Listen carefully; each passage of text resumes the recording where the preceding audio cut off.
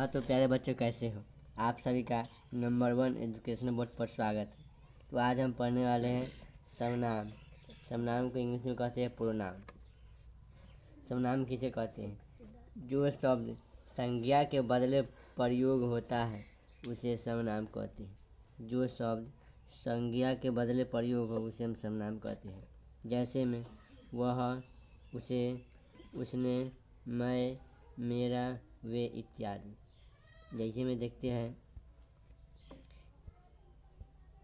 राम एक लड़का है। राम एक लड़का है। राम एक लड़का है। राम जो यहाँ संज्ञा है, बोला गया कि जो शब्द संज्ञा के बदले प्रयुक्त हो। तो राम हमारा संज्ञा है, हम संज्ञा के बदले प्रयुक्त किए वह हमारा हो जाएगा सर्वनाम। आगे देखते हैं सर्वनाम के भेद। पूछा गया सर्वनाम के भेद कितने हैं? तो सर्वनाम के 6 भेद होते हैं। पुरुषवाचक सर्वनाम, निश्चयवाचक सर्वनाम, अनिश्चयवाचक सर्वनाम, संबंधवाचक सर्वनाम, निजवाचक सर्वनाम, प्रश्नवाचक सर्वनाम। देखते हैं अगला। पुरुषवाचक सर्वनाम किसे कहते हैं? पुरुषवाचक सर्वनाम किसे कहते हैं? जिस सर्वनाम से बोलने वाले, सुनने वाले या जिसके बारे में कुछ कहा जाए उसे पुरुषवाचक सर्वनाम कहते हैं। जिस सर्वनाम से बोलने वाले, सुनने वाले या जिसके बारे में कुछ कहा जाए उसे सर्वनाम कहते हैं। जैसे में मैं, मैंने, हम लोग, आप लोग इत्यादि। अगला देखते हैं पुरुषवाचक सर्वनाम के पूछेगा भेद कितने हैं? तो पुरुषवाचक सर्वनाम के 3 भेद होते हैं।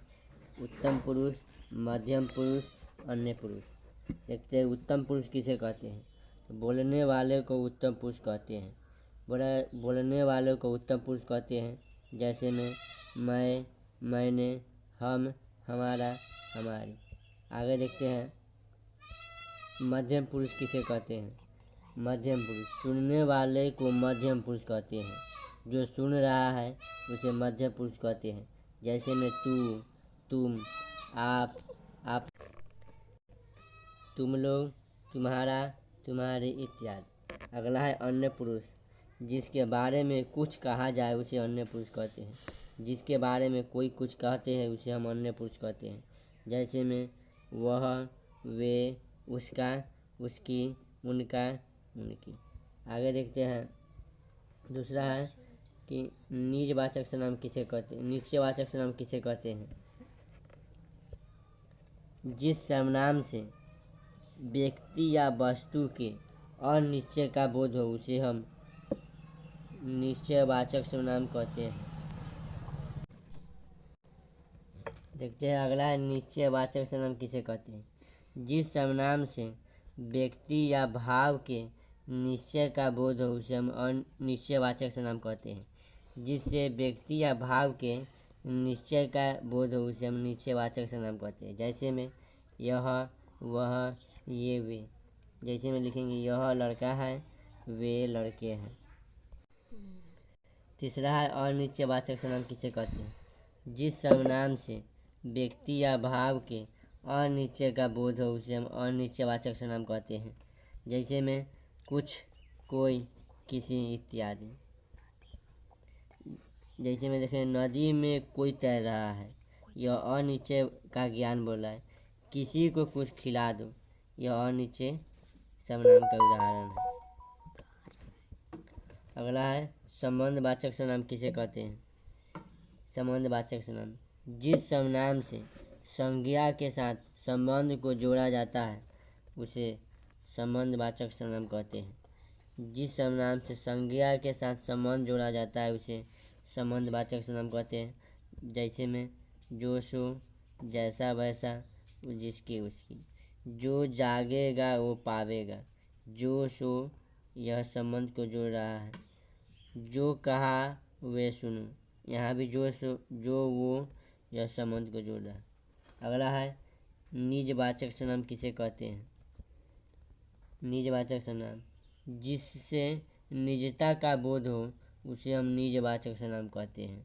जैसे में आप और स्वयं। देखते हैं, मैं आप ही चला जाऊंगा। मैं आप ही यहाँ हो गया निजवाचक सर्वनाम। आप अपना कार्य आप ही करते हैं, यहाँ आप हो गया निजवाचक सर्वनाम। छठा है कि प्रश्नवाचक सर्वनाम किसे कहते हैं? जिससे किसी से भी प्रश्न पूछा जाए उसे प्रश्नवाचक सर्वनाम कहते हैं। जैसे में कौन, क्या इत्यादि। पूछेगा कौन दौड़ रहा है, तो कौन यहाँ हो गया प्रश्नवाचक सर्वनाम। तुम क्या कर रहे हो, तो यहाँ क्या हो गया प्रश्नवाचक सर्वनाम। अगला देखेंगे कि हिंदी में पूछेगा हिंदी में कुल कितने सर्वनाम होते हैं। हिंदी में कुल 11 सर्वनाम होते हैं। पूछेगा कौन कौन, तो मैं, तुम, आप, वह, यह, जो, सो, कोई, कुछ, कौन, क्या। यही 11 गो सर्वनाम होता है। आशा करता कि आपको क्लास बहुत ही अच्छा लगा हो।